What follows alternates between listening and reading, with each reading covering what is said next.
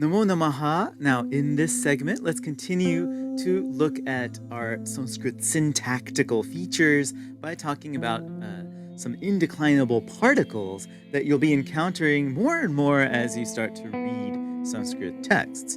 You've probably already seen a few of these in the readings that we've had so far. Particles are basically indeclinable words that are going to function kind of like punctuation or markers in the text that deliver subtle meanings to the sentence as a whole. There are many that we can look at, but I want to introduce you right now to 7 in particular. Iti, Uppy, Iva, Eva, Cha, Tu, and Wa. Iti is going to be a quotative particle, meaning that it functions basically like the right-hand quotation mark for the Sanskrit text. If someone says something, then you use the particle iti to separate what they said from the rest of the actual sentence itself. So you can say, aham vanam gachami iti Ramaha vadati. Rama says, Rama vadati, quote, aham vanam gachami, unquote, I am going to the forest. Note that there's no left quotation mark in Sanskrit, only the right quotation mark. So this can cause some confusion when you're parsing a sentence and trying to figure out what part of the sentence is inside the quote and what part of it is the actual sentence. So you could actually also, and you can move everything around. So you could also say, Ramaha vadati aham vanam gachami iti. That would be okay. It means the same thing. Or you could have Ramaha aham vanam gachami iti vadati. That's fine too. But it, of course, can be confusing when you're trying to figure out which words go inside the quotes. The next particle we have is Uppy. And that we're going to soon learn how to use Uppy to make yes-no questions. But in the meantime, we can think of Uppy as being an inclusive particle with a basic meaning of even or also or to as well, just sometimes, or a shade of other meanings that you can think of that involve inclusion. The particle itself is going to go after the word that it includes. So if you wanted to say, even Sita is laughing. Sita is laughing as well. You could say, Sita api hasati. If you said, Sita hasati api, it would have a subtly different meaning here. It means more something like, Sita is laughing also, implying that she's doing something else like eating or singing or sleeping or whatever it is. Right? With the negative particle na and api, it can have the meaning of not even. So, na vanaraha api hasati. Not even a monkey laughs. It's like maybe it's such a bad joke that even monkeys won't laugh at it. Something like that. The next particle we can look at is iwa, which means like or as. Again, iwa is going to be placed after the word that's being compared. So if you say Ramaha iva viraha agachati, it means that a hero like Rama is coming. Word order is going to be important for iva. If you said viraha iva Ramaha agachati, it would mean that Rama is coming like a hero. You could also say, if you said Ramaha viraha iva agachati, that would also mean the same thing. Rama is coming viraha iva, like a hero. So the word order matters. What the word before iva is the iva is going to be placed immediately after the subject of the comparison, the standard of the comparison, as it's known. The target of comparison, the thing that's being compared, is going to be elsewhere. Next, we have eva. Eva is the emphatic particle, which again goes immediately after the word that's being emphasized. Eva can be kind of hard to translate in English without sounding wonky or old-fashioned. Generally, we think of something like indeed, or verily, or surely, that kind of thing. Best way to understand what Eva is doing in a sentence, in my opinion, is that it puts the text in bold face, or all caps, maybe. It's creating emphasis on that thing. So you can say, Sita eva hasati. What the eva does here is it emphasizes that Sita is the one who's laughing. Sita indeed laughs. Sita alone laughs, meaning no one else is laughing except for Sita. If you said Sita hasati eva, now you're emphasizing hasati. You're emphasizing that she's laughing and not yelling or crying or sneezing or other actions, right? In Indian English, you'll often hear people say only for this kind of emphasis when it's on verbs. Sita is laughing only. something like that, right?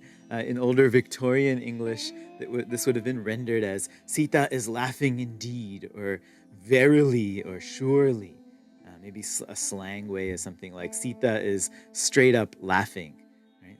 Hasati eva, totally laughing, legit laughing. I don't know. Translating Eva was going to be a lot of fun for you, maybe. And it's a place also where various grammarians and philosophers have offered over the years, over the centuries, very sophisticated speculations about how language works. Is Eva.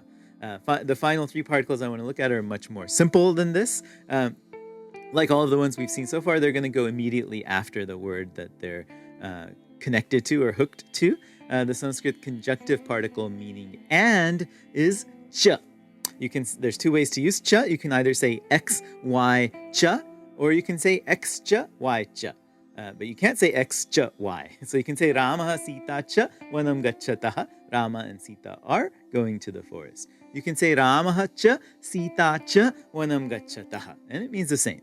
You cannot say, and it's forbidden in Sanskrit syntax, to say Ramaha cha Sita. That's going to make people cringe. If you have three or more things conjoined, you can do the same thing, but with the pattern X, Y, Z, cha, or X cha, Y cha, Z cha. Either are okay. So Rama, Sita, Lakshmanascha, Vanam Gachanti. Rama, Sita, and Lakshmana go to the forest. Or you can have Rama cha, Sita cha, Lakshmana cha, Vanam Gacchati. Same meaning. You can connect nouns together, verbs together, adjectives, adverbs, all can be connected by using cha. Kanya khadati pibati cha. The girl is eating and drinking. Kanya khadati cha pibati cha. Well, that's fine too. The other thing you can do with cha is to join two sentences together. Here something special is going to happen, which is that the second cha has to go into the second position of that second sentence. So it's kind of like a hook. That's how I like to think of it. So if you said Ramaha vanam gacchati, Rama is going to the forest, and if your next sentence is Ramaha rakshasam hanti, Rama kills the demon, you can combine these two sentences together by saying Ramaha vanam gacchati rakshasam cha hanti. Notice how the second sentence Rama is dropped now, and the cha is functioning as kind of like a hook to link the second sentence to the first by placing it into that second position of the sentence. This rule of the hook, this second position rule, is going to apply to all of our other enclitic particles as well. The next ones in particular, tu and wa.